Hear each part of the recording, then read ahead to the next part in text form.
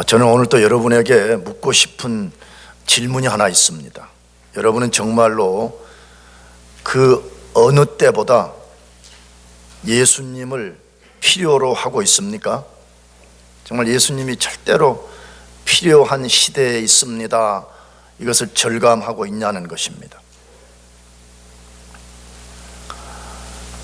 이 시대를 가리켜서 초현대 시대라고 합니다. 그 이유는 과학과 기술이 최첨단을 달리고 인간 이성을 최고의 자리에 두기 때문입니다. 혹은 인간 이성을 최고로 신봉하기 때문입니다. 우리가 알듯이 인간은 그 어떤 시대보다 편리함을 누리면서 스스로 모든 것을 통제하는 능력을 갖고 있다고 믿고 있습니다. 그 결과가 뭐지요? 그런 신념의 결과가 뭐냐 하는 것이에요. 인간이 신이기 때문에 하나님과 예수님이 필요 없다는 것입니다. 만일 하나님과 예수님이 신으로 존재한다면 그 신은 수천 년 전에 인간의 진화가 덜 되었을 때나 필요한 것이지 오늘 초현대 시대에는 절대 어울리지 않는다고 주장을 하고 있습니다. 그래서 한 세기 전에 개똥철학자라 나는 그렇게 부르는데 니체처럼 말이에요. 니체. 신은 뭐 했다? 죽었다. 이렇게 선언하는 거잖아요. 그런데 저는 오늘 시대 사람들은 신은 죽었다라고 소리치는 것이 아니라 신이 필요 없다고 소리친다고 생각합니다. 신이 필요 없다. 왜? 우리가 신이기 때문이라는 것이에요. 우리가 모든 것을 통제할 수 있다고 믿고 산다는 것이에요. 그렇다면 진짜 인간은 하나님 혹은 예수님 없이도 모든 것을 통제하고 해결할 능력을 갖고 있을까요?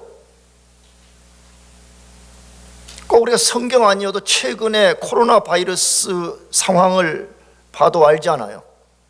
인간 스스로 이 상황을 완벽하게 통제할 수 없다는 거예요. 나는 오늘 아침에도 우리 한국의 어머니하고 전화통화하면서 우리 어머니가 또 교회는 다니시지만 아직도 성경에 이렇게 많은 지식을 갖고 계신 분이 아니어서 막 이게 또 왜 이런 일이 일어난다냐 뭐 나한테 막 그랬었길래 길게 좀 설명할 게 하다니 간단하게 어머니 그 요한계시록 6장에 보면 종말 때가 되면 그런 질병이 나타나서 수많은 사람들이 죽음에 이를 것이라고 이미 다 예언된 겁니다. 그러니까 너무 걱정하지 마시고 꼭 예수님만 잘 믿고 계세요. 그리고 전화 끊었어요. 할렐루야. 그렇게 했어요. 사람들은 이런 팬데믹 현상이 왜 일어나는지도 모르는 거예요. 근데 우리는 분명히 알잖아요. 왜? 요한계시록만 해도 그것을 2번씩이나 말했어요. 요한계시록은 큰 카테고리로 2번이나 말했어요. 종말 때가 되면 쉽게 말하면 이 세상에 큰 충격을 주는 질병들이 등장할 거라 그랬잖아요. 세기마다 등장하고 있잖아요. 무슨 패스트랄지 뭐 이런 걸로 해가지고 며칠 전에 말했잖아요. 하버드대 어느 교수가, 물론 그 사람 말이 절대 진리는 아니지만 앞으로 이러한 전염병이 전 세계 70%를 지배할 것이라고 말했잖아요. 근데 이것은 무슨 그런 박사들이 말하는 것 때문만 아니라 우리는 절대 진리, 하나님이 그렇게 말씀하셨기 때문에 우리는 의학적으로 잘 모릅니다. 보건학적으로 잘 모릅니다. 그러나 이런 현상이 일어난다는 거 우리는 절대로 믿고 있습니다. 할렐루야. 절대로 믿고 있는 거예요.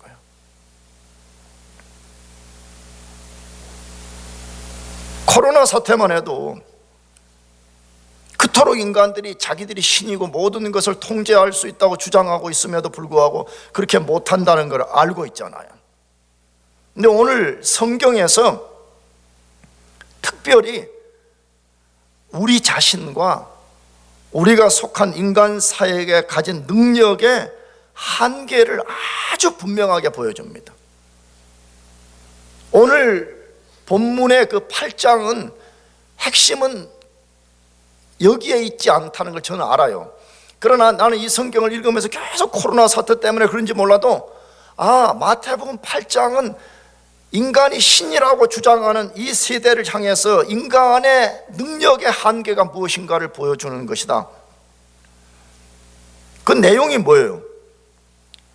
갈릴리 동쪽 호수, 정확하게는 이방 땅이었죠. 이방 땅, 이스라엘 땅이 아니어서 이방 땅 거라사 지역에 더러운 귀신 들린 사람 둘이 있었습니다. 마태복음은 2명이라 했고 마가복음은 동일한 본문을 1명으로 했어요. 그러면 성경이 거짓말이 아니에요. 그게 아니라 마가는 그 중에 더 좀 세게 치고 나온 사람 한 사람의 포커스를 맞췄기 때문에 그래요. 근데 어쨌든 마태복음에는 거라사 지역에 더러운 귀신 들린 사람 둘이 있었다고 소개합니다. 그런데 철저히 파괴된 모습을 드러냈습니다. 그 자신들이 완전히 파괴되어 버렸어요.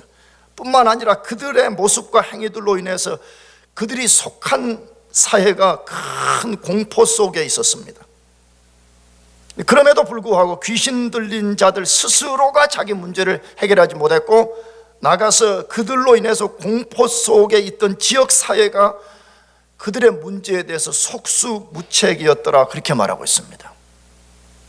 여러분, 이 모습은 우리 인류가 가진 한계를 보여주는 거 아니에요? 초현대 사회라고 주장하는 이 시대의 한계가 무엇인가를 역설로 보여주는 것이 아니겠습니까? 그런데 이 상황이 어떻게 해결되었어요? 동네 사람들, 지역 사람들의 힘으로 해결되었다고 말하지 않습니다. 예수님에 의해서 해결되었다고 말씀하고 있습니다. 누구에 의해서요? 예수님에 의해서. 마태복음 용어로 하게 되면 이가 어떤 사람이기에 그런 결과를 만들었을까요? 이가 이렇게 됐어요. 우리 읽었잖아요. 이 사람이 그 말이잖아요. 이 사람이 어떠한 사람이기에, 이 사람이 도대체 누구이기에 이러한 일을 만들어냈냐는 것이에요. 이가 어떠한 사람이기에, 이 말은 거라사 지역 사람들이 한 말이 아니라 예수님의 제자들이 한 말이었습니다. 그들이 예수님이 배를 타고 호수 건너편으로 건너가자 하고 이제 예수님을 모시고 가는 중에 풍랑이 일어나가지고 죽게 되었습니다. 제자들이 공포에 빠졌습니다. 그래서 주무시는 예수님을 깨웠죠. 예수님, 우리 죽게 되었는데 왜 돌아봐 주지 않습니까? 하고 예수님을 깨우니까 그때 예수님이 일어나서 바람과 물결, 풍랑에 대해서 명령을 내린 거죠. 바람아 잠잠하라 라고 명하실 때에 그 두려운 상황이 그 순간에 그냥 완전히 잠재워져 버리는 거예요. 그 상황을 본 제자들이 그렇게 말했어요. 뭐라고? 이가 어떠한 사람이기에 바람과 바다도 순종하는 거라고 했습니다. 이가 도대체 어떤 분이냐는 거예요. 도대체 예수님이 누구이기에 이런 일을 만들어내냐는 거예요. 도대체 예수가 누구냐는 거예요. 저는 개인적으로 이 말 속에 이가 어떠한 사람이기에, 이 물음 속에 오늘 초현대사회라고 하는 이 시대가 왜 여전히 우리가 예수 그리스도에게 주목해야 되는지에 대한 모든 이유를 담고 있다고 보는 거예요.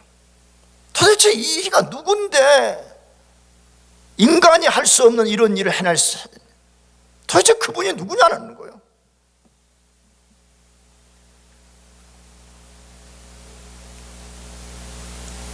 오늘 본문에 소개된 사건과 관련해서 이 사건 속에 등장하는 세 부류의 사람을 통해 가지고 왜 우리는 예수님이 절대로 필요하냐는 거예요. 2000년 전에도 초현대 사회라고 하는 오늘 이 시대에도 왜 예수님이 절대로 필요한가를 우리가 배우는 것이 필요해요. 그러면 오늘 본문에 소개된 사건과 관련된 세 부류의 사람들은 누구입니까? 첫 번째로 파괴자 마귀와 그의 종들인 귀신에 사로잡힌 사람들이 첫 번째 등장합니다. 파괴자 마귀와 그의 종들인 귀신에 사로잡힌 사람이 이 사건에 지금 첫 주인공들로 등장하고 있어요. 마귀와 귀신은 누구입니까? 내가 새 생명 때 제일 많이 소리치는 것 중에 하나인데, 교회 다니면서 마귀와 귀신도 구분하지 못하고 사는 사람들이 얼마나 많은지 모르겠어요. 다시, 마귀와 사단은 똑같은 한 존재를 마귀라고 할 때는 헬라어로 말하고 사단이라고 할 때는 뭘로 하는 거지요? 히브리어로 말하는 거지요. 마귀 혹은 사단이 우리의 적이기 때문에 우리가 정확하게 그가 어떤 존재인가를 아는 것이 필요하잖아요.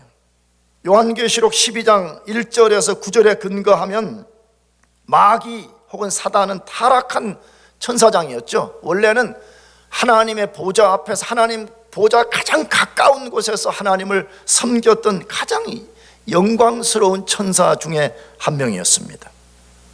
귀신은 누구예요? 마귀가 하나님을 반역할 때 거기에 가담한 천사 3분의 1입니다. 요한계시록 12장에 나온 이야기예요. 천사 3분의 1이 마귀의 반역에 같이 가담을 한 것이죠. 결과는 뭐였죠? 여지없는 실패였습니다. 당연한 논리죠. 제가 자주 말씀드려요. 이 세상에 하나님과 우리말로 맞짱을 뜰 수 있는 대상은 아무도 없습니다. 왜? 하나님은 창조주고 모든 것은 피조물이기 때문에. 아멘. 어떻게 피조물이 창조주를 이길 수 있겠어요? 그러니까 당연한 논리로 반역을 꾀했던 천사장과 천사 3분의 1이 반역에 실패하고 동시에 타락하고 하나님의 면전에서 쫓겨나서 그들이 땅으로 쫓겨난 존재라고 되어 있어요. 그래서 요한계시록은 마귀가 누구요? 그렇게 말하면 여러 다른 닉네임이 있지만 그 중에 하나가 쫓겨난 자예요. 뭐한 자라고요? 쫓겨난. 여러분, 쫓겨난 자니까 그의 상태와 그의 정체성이 좋지도 않고 굉장히 비참한 존재라는 걸 암시하는 거잖아요. 뭐한 자라고요? 쫓겨난 자라고 말해요. 예수님은 요한복음 10장 10절 상반절에서 마귀와 귀신을 가리켜 이렇게 말씀했습니다. 도적이 오는 것은 도적질하고 죽이고 멸망시키려는 것뿐이요 라고 말씀했습니다. 자, 진짜 나는, 여러분도 그렇게 동의하시겠지만 나는 성경이 있다는 것이 너무 감사한 거예요. 만약 성경이 없다 그러면 우리가 어떻게 이러한 사실을 알겠어요? 성경이 없다 그러면 어떻게 하나님이 만물을 창조했다는 걸 어떻게 알겠어요? 성경이 없다 그러면 코로나 바이러스와 패스트 같은 것이 일어나는 창고라는 컨데믹인가 뭔지 하는 판데믹인가 이런 사건을 어떻게 우리가 알 수 있겠어요? 우리는 의학적 지식은 없지만 이런 것이 어떻게 일어나는 것이며 이거 왜 이런 현상이 일어나는 걸 우리가 성경 때문에 정확하게 알고 있잖아요.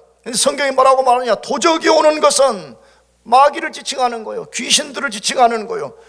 도둑질하고 죽이고 멸망시키려는 것뿐이라고 말합니다. 예수님이 정확하게 마귀와 그의 졸개들인 귀신들은 뭐 하는 존재들인가를 말씀하는 거잖아요. 요한계시록 9장 11절에 귀신과 마귀를 가리켜서 이렇게 했습니다. 그들에게 왕이 있으니 무저갱의 사자라. 히브리어로는 그 이름이 아바돈이요 헬라어로는 그 이름이 아블론이었더라라고 되어 있습니다. 그러니까 똑같은 존재를 히브리어로는 아바돈이라고 부르고 헬라어로는 뭘로 부른다고요? 아블론이라 부른다 이 말이에요. 그럼 아바돈, 아블론이 무슨 뜻이에요? 파괴자란 뜻이죠. 무슨 뜻이요? 파괴자. 여러분, 마귀는 파괴자요. 마귀의 종들인 악령들은 그의 본성과 역할 자체가 파괴자이기 때문에 그들에게선 선한 것이 절대로 나올 수 없다는 것이에요. 그걸 기억해야 됩니다. 왜? 본성 자체가 악해요. 악한 본성에서 악한 교회에 뭐가 나올 것이 있겠어요? 마귀와 귀신은 파괴자라고 성경이 분명하게 말씀합니다. 그런데 이 마귀와 귀신이 파괴자라는 것을 오늘 본문에서 더 분명하게 알려줍니다. 그들이 얼마만큼 인간과 사회를 파괴시키는 존재인가를 보여주는데 8장 28절에서 31절까지를 한 번 더 같이 읽어보겠습니다. 천천히 같이 시작. 또 예수께서 건너편 가다라 지방에 가시매 귀신 들린 자 둘이 무덤 사이에서 나와 예수를 만나니 그들은 몹시 사나워 아무도 그 길로 지나갈 수 없을 지경이더라. 이에 그들이 소리질러 이르되 하나님의 아들이여 우리가 당신과 무슨 상관이 있나이까? 때가 이르기 전에 우리를 괴롭게 하려고 여기 오셨나이까 하더니 마침 멀리서 많은 돼지떼가 먹고 있는지라. 귀신들이 예수께 간구하여 이르되 만일 우리 쫓아내시려면 돼지떼에 들여보내 주소서 하니라고 되어 있습니다. 마귀와 그의 졸개들인 귀신들이 어떤 존재들이라고 말해요? 어떤 파괴적인 일을 만든다고 말해요? 이것은 마가복음 5장과 같이 읽어야 돼요. 마가복음 5장도 이 같은 사건을 병행식으로 이렇게 같이 소개하는데 마태복음이 보여주지 않는 걸 마가복음에서 보여주기 때문에 그래요. 그런데 제일 먼저 오늘 본문에 이 귀신들을 가리켜서 뭐라고 했어요? 무슨 귀신이라고 그랬어요? 더러운 귀신이라고 그랬어요. 무슨 귀신요? 더러운 귀신. 수식어 자체가 그들이 어떤 정체성을 갖고 있는가를 어떤 특성을 갖고 있는가를 보여주는데 그들은 더러운 귀신들이라고 말한다. 뭘 말해요? 여러분, 귀신에 사로잡힌 사람, 악령의 영향을 받는 사람 반드시 더러운 일을 하게 되어 있습니다. 그게 무슨 성적인 더러운 것이든지 지금 여기 귀신 들린 자들처럼 같이 더러운 일을 하든지 악령에 지배받은 사람들은 반드시 더러운 일을 하게 되어 있습니다.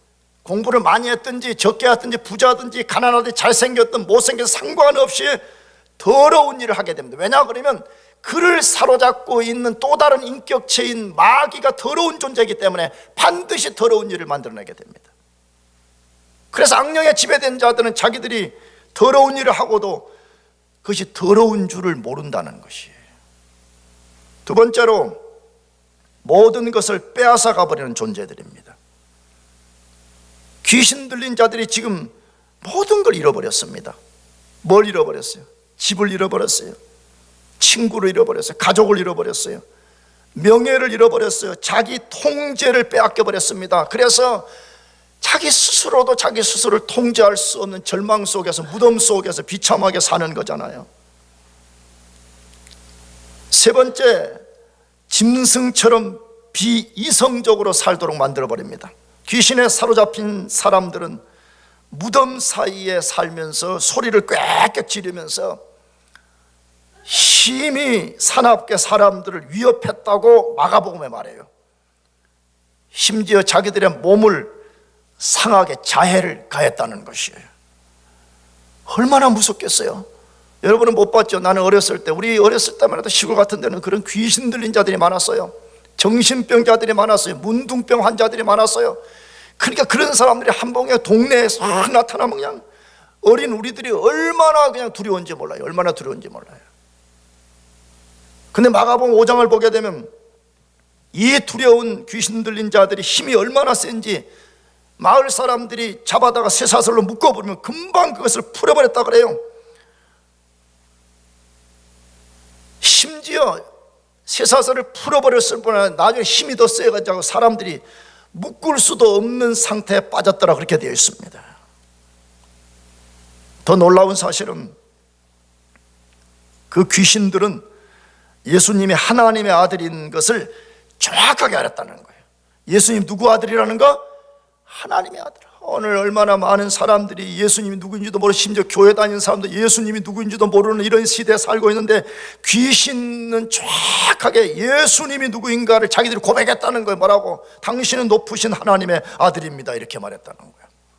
나가서 뭐라고 말했대요? 자기들의 운명, 자기들의 최종적 운명이 예수님의 손에 달려 있다는 것까지 다 알았다고 말해요. 야, 놀랍잖아요. 나는 이런 걸 보면 정말 우리가 예수 믿어 구원받은 것은 1000% 10,000% 하나님의 은혜로 된 것입니다. 아멘. 얼마나 우리는 예수님에 대해서 모르고, 얼마나 우리는 예수님에 대해서 의심하고 예수님을 조롱하고 업신여기고 경멸하고 그렇게 해요. 그런데 우리가 구원을 받아서 그나마 하나님을 붙잡고 살고 있는 것, 우리 지식 때문이 아니잖아요. 우리가 예수님을 정확하게 아는 것 때문에 구원했다 그러면 우리는 구원받지 못할 거예요. 마귀처럼 알지도 못하잖아요. 귀신처럼 알지도 못하잖아요. 귀신은 정확하게 알았습니다. 나가서 그들은 살아있는 것들을 자기들의 거처로 삼는 자들이라고 소개되어 있습니다. 굉장히 중요한 말이에요. 왜 그래요? 예수님이 귀신을 향해서 명령했습니다. 그 사람에게서 나오라. 그때에 그 명령을 받은 귀신들이 그러면 우리를 돼지떼에게 들어가게 해주세요 그렇게 했잖아요. 뭘 우리들에게 보여주는 것이에요? 악령들은 자기가 탁 어택해가지고 누구를 사로잡을 수 있는 사람이나 어떤 살아있는 존재들을 통해서 역사를 한다는 거예요. 그러니까 우리가 굉장히 조심해야 돼. 마귀가 무슨 나뭇가지에 앉아가지고 새처럼 앉았다고 우리를 공격하고 그렇게 하지 않는다는 거예요. 여러분, 이런 일련의 귀신과 귀신 들린 자를 통해서 예수님이 우리들에게 뭐 지금 말씀하시려는 거예요? 마귀와 그의 종들인 귀신은 하나님을 반역한 타락한 본성 때문에 단 하나의 선한 것도 없다는 것입니다. 인간을 파괴시키고 인간 사회를 철저히 파괴시키는 존재들이라는 것입니다. 만일 그들이 우리와 이 세대에 뭔가 선한 것을 주는 것처럼 행동을 한다면 인간을 속여서 파괴시키는 것 때문인 것이라는 거예요. 어떻게?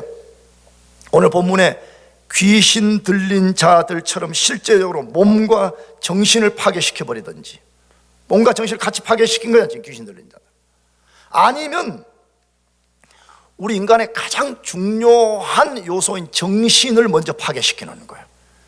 정신을 사로잡아가지고 그 정신이 하나님께 고정되지 못하게 해서 정신적 파괴 후에 그 사람을 영원한 지옥에 떨어지게 만드는 것입니다. 꼭 뭐가 같아요? 낚시꾼이 말이에요. 낚시를 할 때 우리가 알지만 낚시바늘 그 날카로운 걸 그대로 물속에 집어넣으면 고기가 물지 않습니다. 유혹을 해야 되잖아요. 날카로운, 정말 날카로운 그 낚시 바늘에 고기를 탁 낚아채려면 고기가 볼 때 진짜 맛있어 보이는 이 지렁이를 쫙 여기다가 그 날카로운 낚싯바늘 여기에 끼워가지고 낚싯바늘을 숨기는 거잖아요.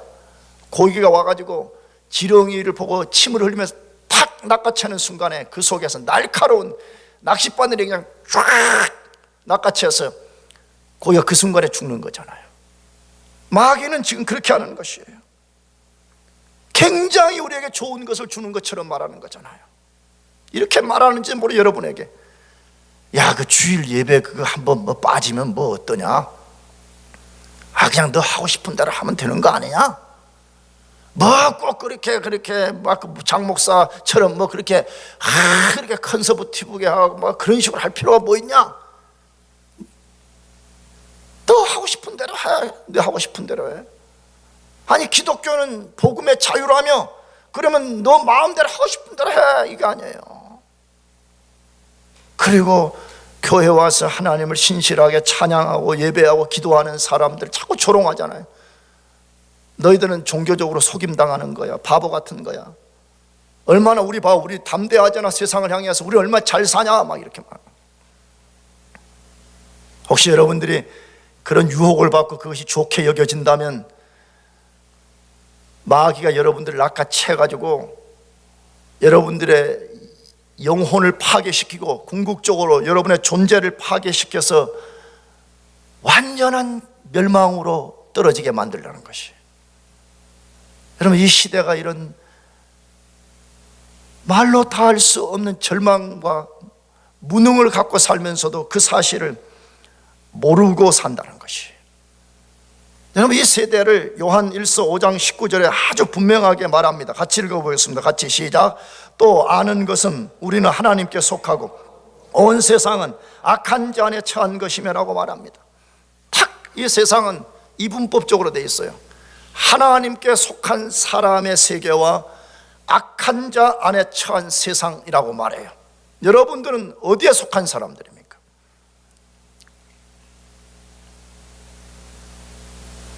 난 진짜 여러분에게 마음을 다해서 호소합니다.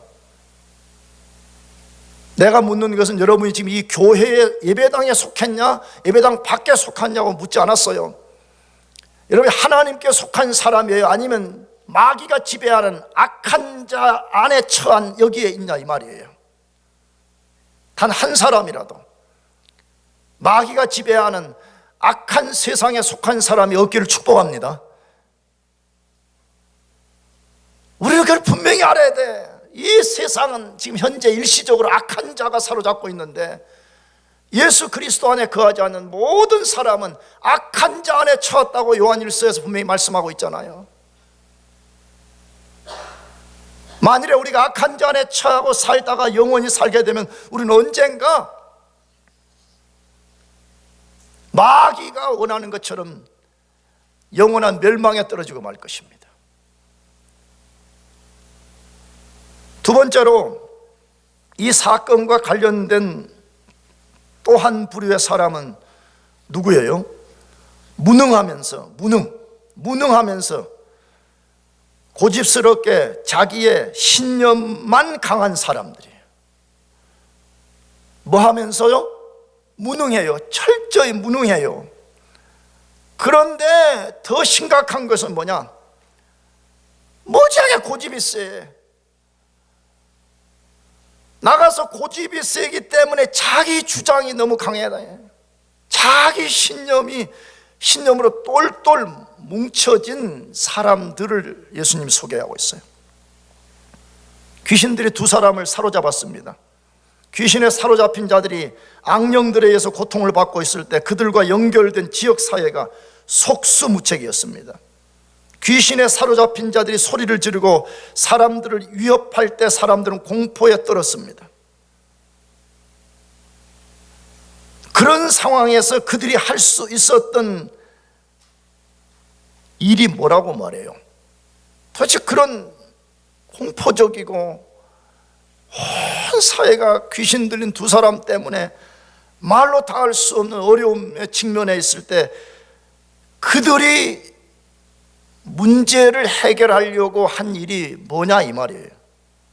그것이 마태복음 8장 28절인데 다시 읽어보겠습니다. 마가복음하고 두 개 제가 읽어보겠어요. 또 예수께서 건너편 가다라 지방에 가시매 귀신 들린 자 둘이 무덤 사이에서 나와 예수를 만나니 그들은 몹시 사나워 아무도 그 길로 지나갈 수 없을 지경이더라.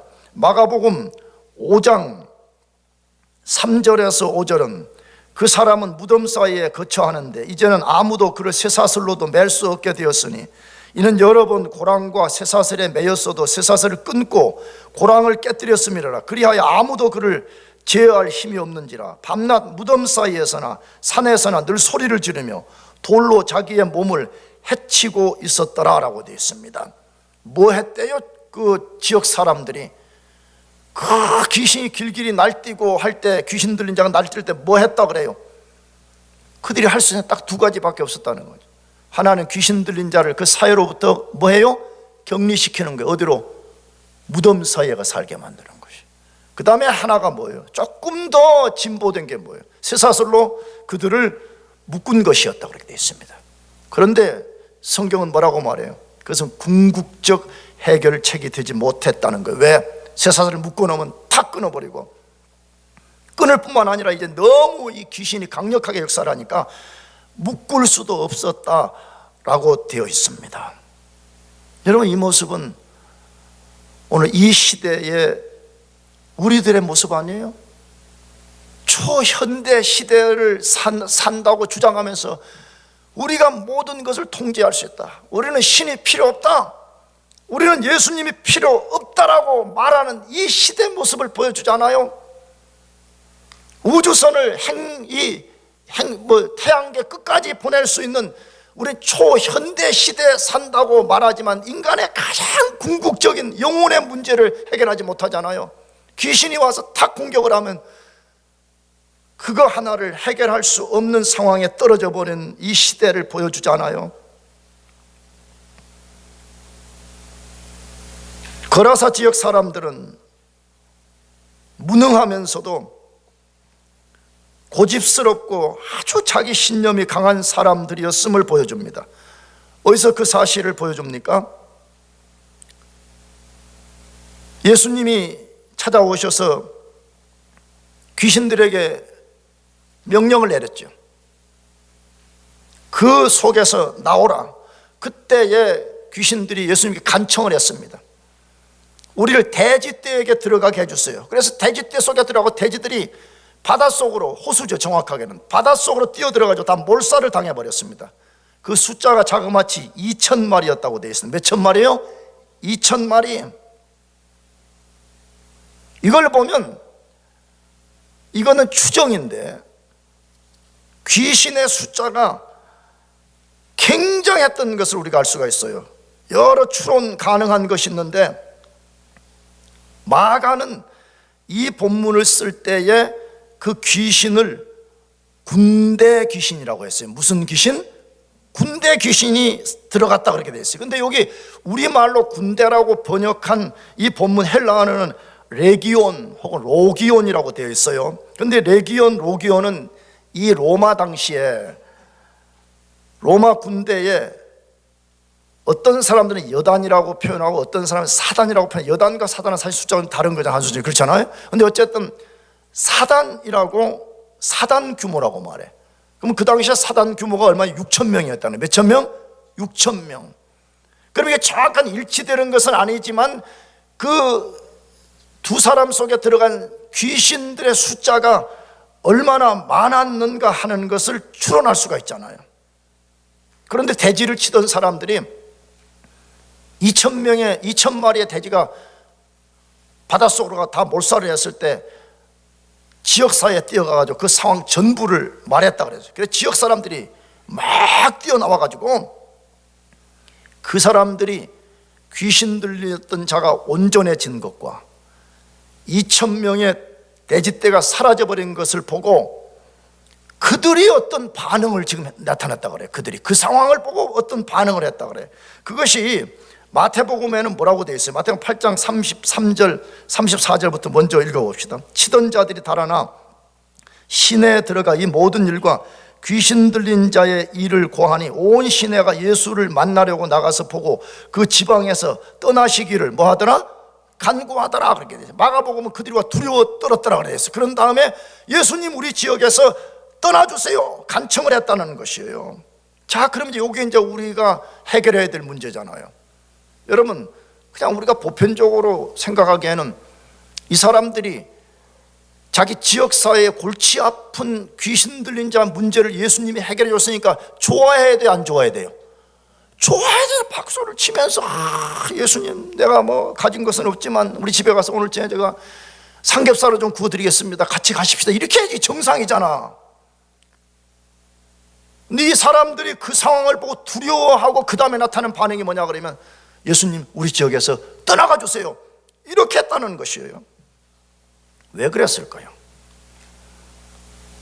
왜 그냥 우리가 꼭 예수 안 믿어도 말이에요, 꼭 우리가 무슨 예수 신봉자가 아니어도 그냥 우리가 보편적 상식으로 봐도 이런 불가능한 일, 이런 공포적인 일을 해결해 줬다고 하면 예수님께 감사하고 받아들여야 되잖아요. 근데 왜 예수님 보고 떠나라 그러는 것이에요? 그들의 고집스러운, 아주 무식하고 고집스러운 신념 때문이었습니다. 무슨 신념이죠?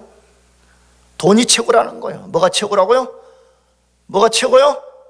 돈이 최고라는 거예요. 그들은 파괴된 인간이 다시 회복되고 이 가공할 공포적 사회가 평화를 찾는 것, 그런 거는 관심이 없다는 거예요. 만일에 예수라는 인간이, 거라사 지역 사람들 언어로 말하는 거예요, 예수라는 인간이 거라사 지역에 만약에 더 머문다면 우리는 상상할 수 없는 경제적 피해를 초래하게 될 것이라는 거예요. 왜? 이미도 몇천 마리 돼지떼를 죽여버렸어요. 2,000마리의 돼지떼를 몰살시켜버려. 2,000마리 돼지떼면 상당히 비쌀 것 같아요. 그렇잖아요. 값으로 따지면 그렇잖아요.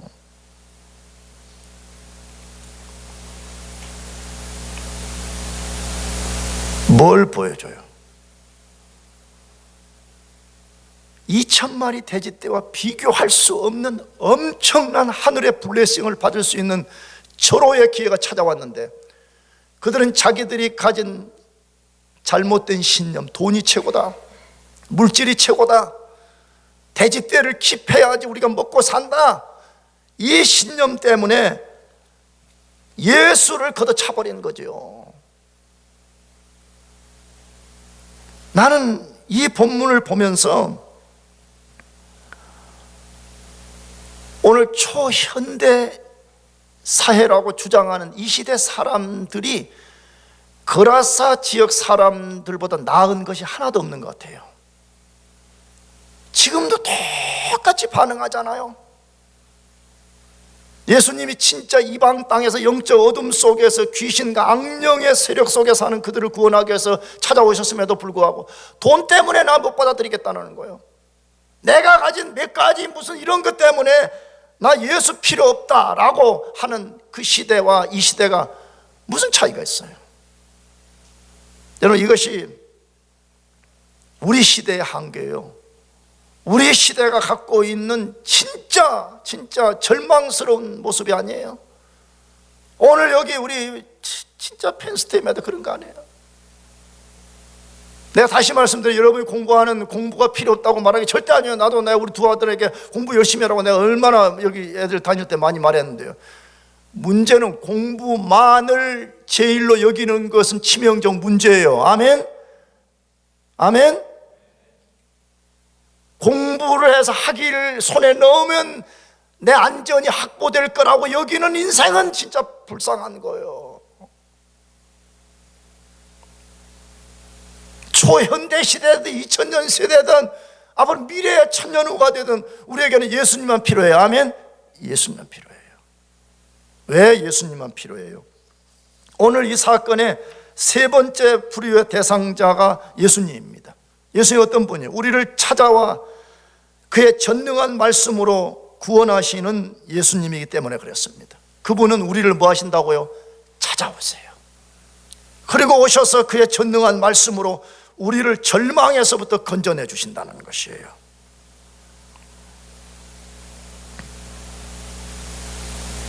여러분, 이 무식하고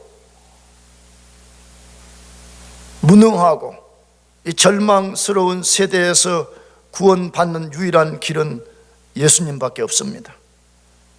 예수님이 유일한 해결자라는 것을 어떻게 알 수 있습니까? 어떻게 예수님이 인간의 가장 궁극적 문제를 해결하는 유일한 분이라는 걸 우리가 어떻게 알 수 있어요?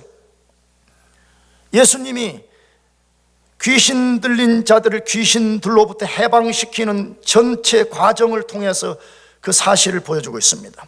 예수님이 어떤 방식으로 귀신 들린 자들을 귀신으로부터 해방을 시켰어요? 첫 번째로는 예수님이 찾아오셨습니다. 예수님 뭐 했다고요?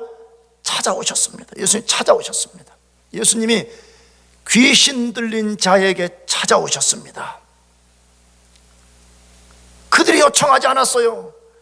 그들은 요청할 수도 없어요. 이방 땅에서 예수님을 알지도 못하고 지금 이 시대 사람들도 예수가 누구인지를 모르는데 어떻게 요청할 수가 있어요? 로마서 3장에 뭐라고 말했어요? 하나님을 찾는 자도 없다고 해요. 여러분 착각하지 말아요. 절대 우리 인간은 스스로 하나님을 찾을 수 없어요. 아멘? 여러분들이 자꾸 무슨 난 모태신앙입니다 뭐 어쩜 자꾸 난 모태신앙이 나쁘다고 말하는 게 아니에요. 모태신앙의 신학적 문제를 말하는 거지. 우리는 스스로는 절대로 죄와 허물로 죽어서 하나님을 스스로 찾을 수가 없어요. 우리가 만약에 모태신앙이든 뭐 안태신앙이든 간에 여러분이 예수님을 믿었다는 것은 하나님이 여러분에게 찾아오셨기 때문에. 아멘? 예수님이 어떻게 찾아오셨어요? 뱃놀이 하다가 찾아오셨어요? 꽃놀이 하다가 찾아오셨어요? 아니잖아요. 제자들은 전혀 이해하지 못할 때 예수님이 오늘 본문 앞에를 뭐라고 했었어요? 어느 날 예수님이 제자들 보고 야 너희들 지금 배 타고 다 이 호수 건너편으로 가자 그랬어요. 제자들은 가다가 막 풍랑 만나고 할 때 막 속으로 그랬는지 뭐 불평하면서 왜 또 가만히 있지 또 간다고 해가지고 이 고생을 시키냐 그래. 전혀 이해하지 못했어요.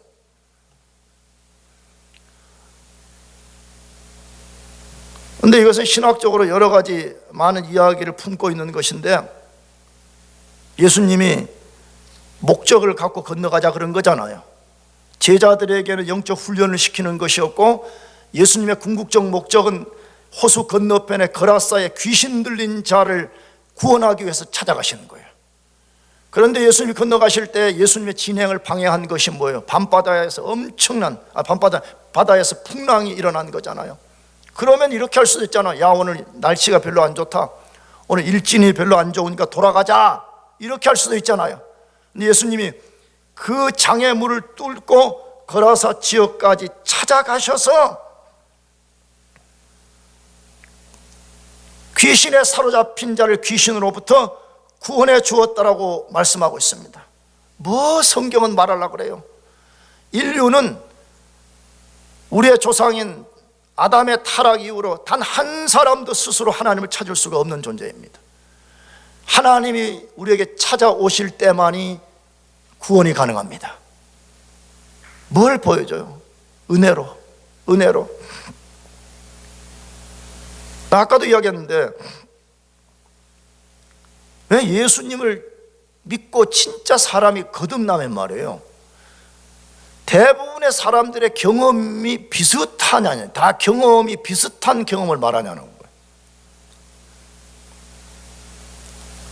나는 나이가 점점 먹어가면서 무슨 생각을 많이 하냐 그러면, 예전에는 내가 잘 믿어가지고 된 것처럼 막 좀 생각이 좀 많이 들었어요.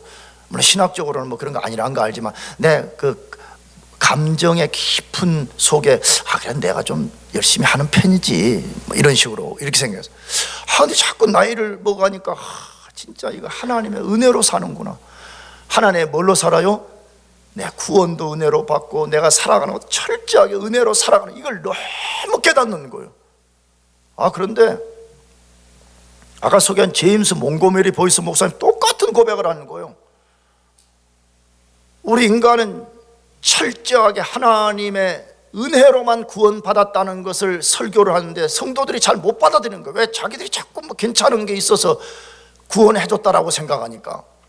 자기 경험을 말하는 거예요. 이분이 뭐라고?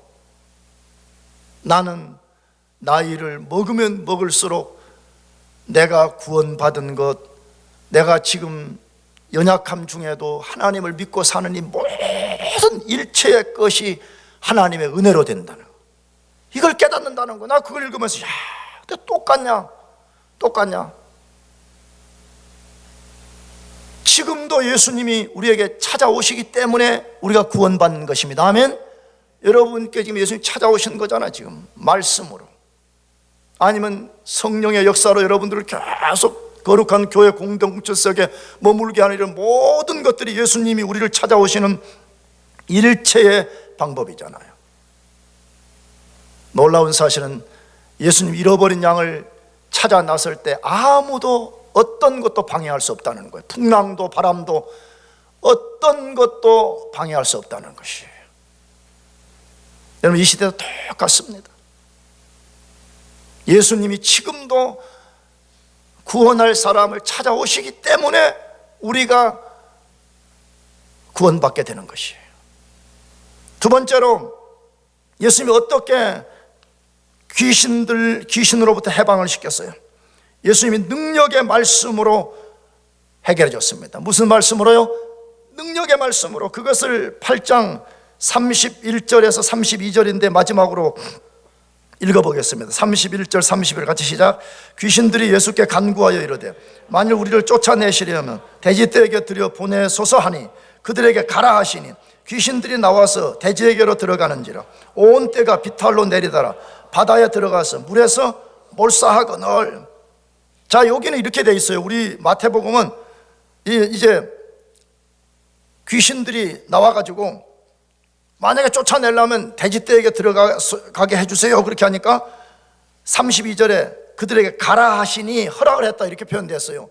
근데 똑같은 이야기를 마가복음에 보게 되면 이미 예수님이 명령을 했다고 되어 있어요. 뭐 했어요?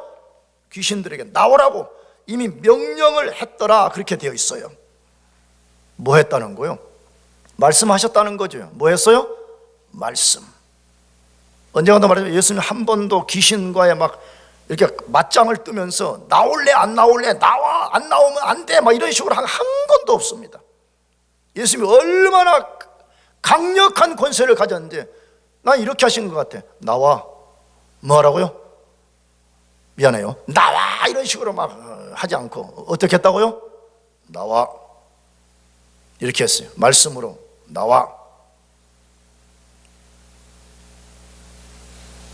마태는 지금 뭘 말하려고 마태복음 8장에 여러 사건들을 기록한 것이에요. 제자들의 편처럼 도대체 그가 누구이기에 말하면 다 되냐는 거예요. 그가 누구이기에 말씀하면 모든 것들이 그 명령 앞에 순종하냐는 거예요. 어디에서? 8장 제일 시작은 로마의 백부장이 자기의 하인이 병이 걸려가지고 죽게 되어서 나와서 예수님에게 고쳐달라고 그랬어요. 예수님이 내가 그러면 가서 고쳐주마 그랬더니 오실 필요가 없습니다. 뭐만 해주십시오? 말씀만 해주십시오.